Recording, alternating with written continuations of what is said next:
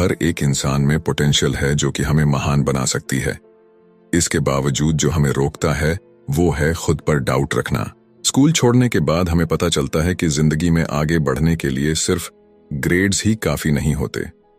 जैसे सिर्फ स्मार्ट लोग ही आगे नहीं बढ़ते, बल्कि वे बढ़ते हैं जो कि बोल्ड भी होते हैं।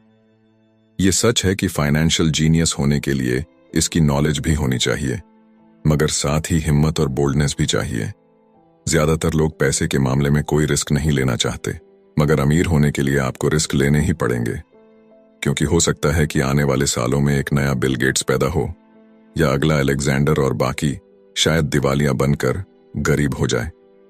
अब ये आपकी मर्जी है, आप इनमें से क्या बनना चाहते हैं।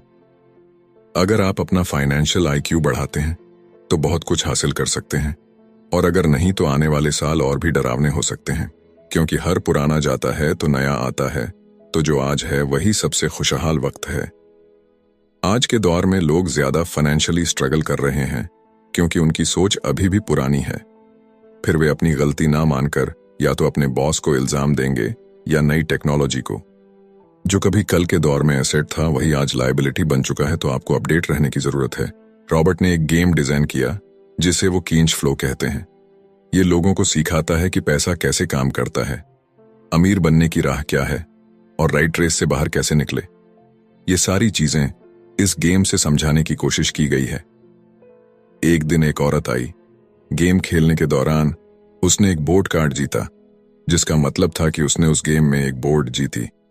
वो औरत बड़ी खुश हुई, मगर जब उसे पता चला कि वोट लेने के लिए तो उसे एक बड़ी रकम टैक्स भरनी होगी, तो उसकी खुशी गायब हो गई। वो वोट उसके लिए अब एसेट नहीं बल्कि लायबिलिटी बन गई। उसे पता चला कि ऐसे तो ये वोट उसकी जान ही ले लेगी। उसे ये आइडिया समझ में ही नहीं आया और रिफंड की मांग की। उसे उसके पैसे वापस मिल गए और वो चली गई, मगर बाद में उसने फोन करके बताया कि उसे अब गेम का आइडिया कुछ समझ में आने लगा था। वो उस गेम से अपनी लाइफ को जोड़ करके देख पा रही थी। पैसा कैसे काम करता है, इस बात को समझ ना पाने की वजह से उसका गुस्सा जायज था। हम भी अक्सर यही करते हैं। जो बात हमारी समझ से परे होती है उस पर गुस्सा आता है और हम जिंदगी की हर परेशानी के लिए उसे ब्लामे करना शुरू कर देते हैं। मगर अगर ठंडे दिमाग से सोचे तो ये तरीका एकदम गलत होगा।